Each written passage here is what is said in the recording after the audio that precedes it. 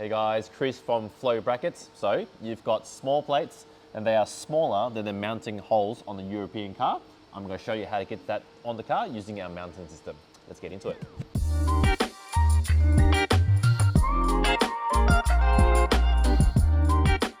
So in some states like Victoria, if you have a 3 or 4 character number plate like mine, you get issued with a very, very small plate and the mounting points on the car are going to be beyond the plate.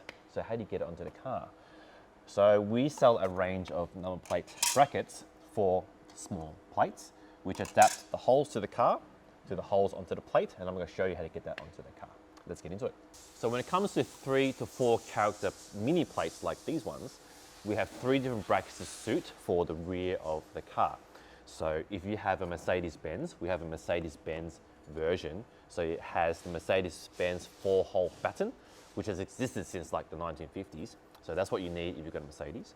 If you have an Audi, Volkswagen, Skoda, etc., this is the bracket you need, which has the 2 mounting holes, which will match the ones on my car.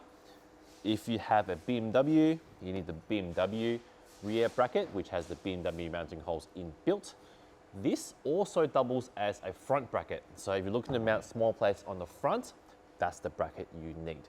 With that out the way, I'm going to get the Volkswagen Audi bracket and we'll get this mounted to my car. So install is really easy. Just grab the screws out of the box, line up the holes with your car, bolts in, and then your number plate lines up like that, and you can put covers on afterwards if you want to.